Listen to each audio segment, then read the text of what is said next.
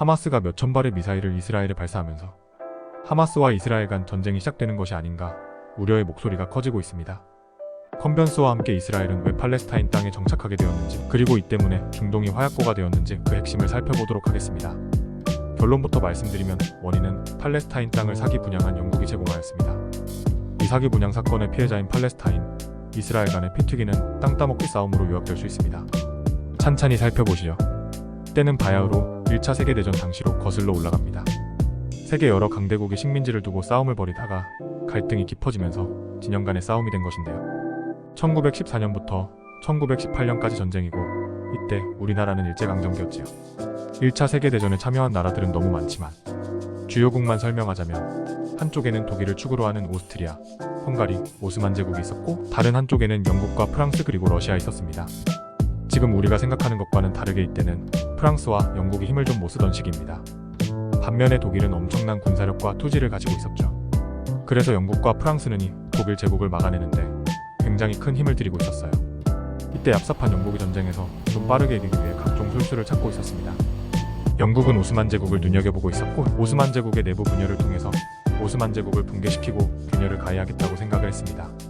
이때 오스만 제국이 차지하고 있던 땅들은 발칸반도, 소아시아 그리고 북아프리카까지 아주 넓게 펼쳐져 있는데요. 여기 땅들이 지금은 다 무슬림 국가들이 차지하고 있죠. 오스만 제국은 이런 국가들을 식민 통치하고 있었고, 무슬림들은 우리 한국이 그랬던 것처럼 오스만 제국에서 벗어나서 독립된 국가를 수립하고 싶었을 것입니다. 그래서 영국의 맥마흔이라는 사람이 아랍 세계의 지도자였던 후사인에게 서한 편지를 보내서 아랍인들의 독립 의지를 불태우고 오스만 제국에 대항해서 싸우게 만들었습니다. 서신은 1915년에서부터 16년까지 무려 10차례나 왔다 갔다 했는데요. 여기서 핵심 내용은 영국의 아랍인들에게 중동 지역에 독립된 국가를 수립하도록 지원해줄 테니 영국 측에 붙어서 오스만 제국에 대항해서 싸워달라는 것입니다. 아랍인들은 당시에 영국의 약속을 굳게 믿고서 오스만 제국에 대항해서 참전을 하게 되었고, 실제로 오스만 제국이 이걸로 인해서 큰 타격을 입게 됩니다. 이때 팔레스타인도 독립국가 건립이라는 약속을 믿고 열심히 싸운 것입니다. 그러나 이걸로는 부족했습니다. 독일이 너무 막강해서 그렇지요. 전쟁에는 막대한 돈이 듭니다. 영국은 이때 사실 돈도 별로 없었어요.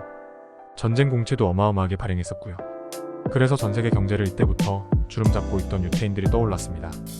이들은 독립된 국가는 없지만 세계 금융을 장악하고 있었죠. 그래서 영국이 유대인들에게 영국의 도움을 달라고 하면서 유대인들한테 편지를 보냈는데요.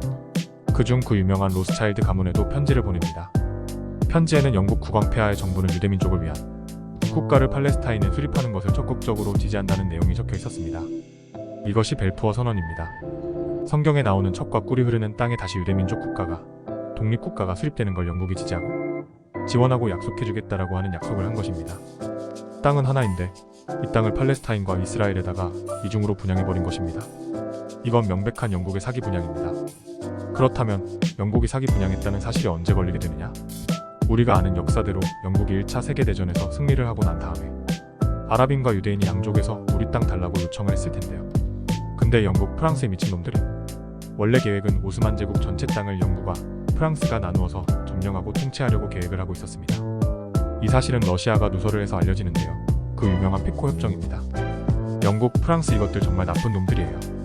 전쟁이 끝나고 팔레스타인 일대는 영국의 보호령이 됩니다. 이제 영국이 약속을 지킬 시간이죠.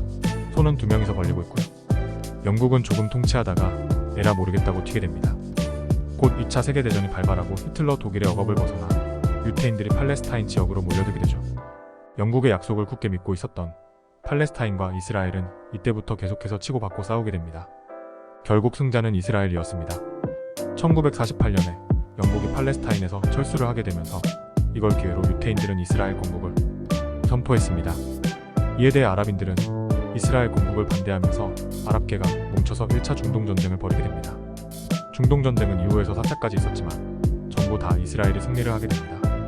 이 과정 속에서 팔레스타인 사람들은 흩어져서 살게 되었죠.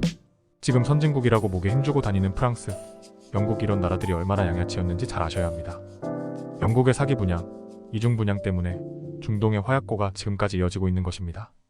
오늘은 여기까지입니다. 오늘 이야기가 도움이 되셨다면 좋아요, 구독, 댓글 부탁드립니다. 여러분이 컴퓨터, 법, 스타트업에 대해서 올바른 지식과 생각을 쌓아갈 수 있도록 돕고 싶은 컨벤스였습니다.